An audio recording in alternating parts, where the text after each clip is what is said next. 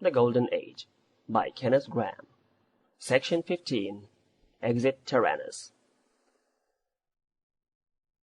The eventful day had arrived at last, the day which, when first named, had seemed, like all golden dates that promise anything definite, so immeasurably remote.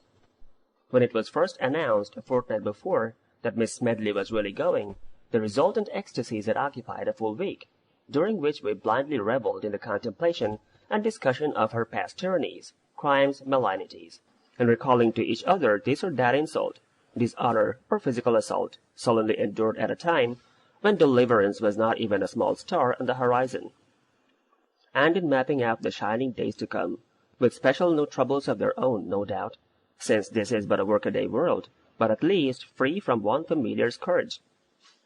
The time that remained had been taken up by the planning of practical expressions of the popular sentiment.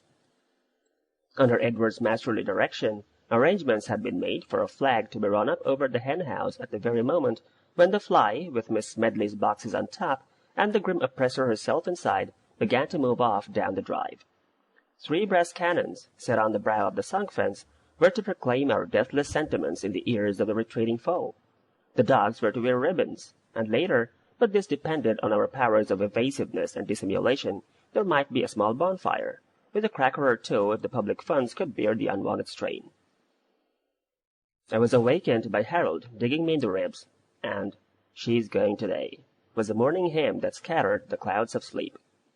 Strange to say, it was with no corresponding jubilation of spirits that I slowly realized the momentous fact. Indeed, as I dressed, a dull, disagreeable feeling that I could not define grew up in me, something like a physical bruise. Harold was evidently feeling it too, for after repeating "She's going today" in a tone more befitting the litany, he looked hard in my face for direction as to how the situation was to be taken, but I crossly bade him look sharp and say his prayers and not bother me. What could this gloom portend, that on a day of days like the present seemed to hang my heavens with black? Down at last and out in the sun, we found Edward before us, swinging on a gate and chanting a farmyard ditty in which all the beasts appear in due order, jargoning in their several tongues, and every verse begins with the couplet, "Now, my lads, come with me, out in the morning early." The fateful exodus of the day had evidently slipped his memory entirely. I touched him on the shoulder. "She's going today," I said. Edward's carol subsided like a water tap turned off. "So she is," he replied, and got down at once off the gate, and we returned to the house without another word. At breakfast Miss Smedley behaved in a most mean and uncalled for manner. The right divine of governesses to govern wrong includes no right to cry. In thus usurping the prerogative of their victims, they ignored the rules of the ring, and hit below the belt. Charlotte was crying, of course, but that counted for nothing. Charlotte even cried when the pigs' noses were ringed in due season, thereby evoking the cheery contempt of the operators, who asserted they liked it, and doubtless knew. But when the cloud compeller, her bowls laid aside, resorted to tears, mutinous humanity had a right to feel aggrieved, and think itself placed in a false and difficult position. What would the Romans have done, supposing Hannibal had cried? History has not even considered the possibility. Rules and precedents should be strictly observed on both sides. When they are violated, the other party is justified in feeling injured. There were no lessons that morning, naturally. Another grievance. The fitness of things required that we should have struggled to the last in a confused medley of moods and tenses, and parted forever, flushed with hatred over the dismembered corpse of the multiplication table. But this thing was not to be, and I was free to stroll by myself through the garden, and combat, as best I might, this growing feeling of depression. It was a wrong system altogether, I thought, this going of people one had got used to. Things ought always to continue as they had been. Change there must be, of course. Pigs, for instance, came and went with disturbing frequency. Fired their ringing shot and passed, hotly charged, and sank at last. But nature had ordered it so, and in requital had provided for rapid successors. Did you come to love a pig, and it was taken from you, grief was quickly assuaged in the delight of selection from the new litter. But now, when it was no question of a peerless pig, but only of a governess, nature seemed helpless, and the future held no litter of oblivion. Things might be better, or they might be worse, but they would never be the same, and the innate conservatism of youth asked neither poverty no riches, but only immunity from change. Edward slouched up alongside of me presently, with a hangdog look on him, as if he had been caught stealing jam. "What a lark it'll be when she's really gone," he observed with a swagger obviously assumed. "Grand fun," I replied dolorously, and conversation flagged. We reached the hen house, and contemplated the banner of freedom lying ready to flaunt the breezes at the supreme moment. "Shall you run it up," he asked, "when the fly starts, or wait a little till it's out of sight?" Edward gazed round him dubiously. "We're going to have some rain, I think," he said. And it's a new flag. It would be a pity to spoil it. Perhaps I won't run it up at all." Harold came round the corner like a bison pursued by Indians. "I polished up the cannons," he cried, "and they look grand. Mayn't I load 'em now?"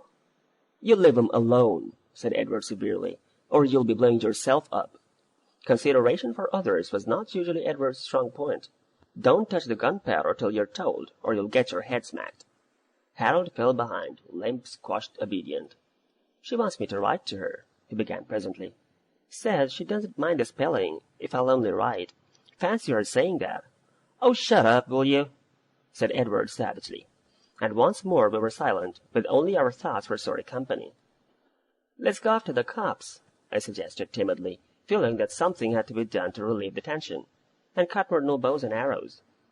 "She gave me a knife my last birthday," said Edward moodily, never budging. "It wasn't much of a knife, but I wish I hadn't lost it."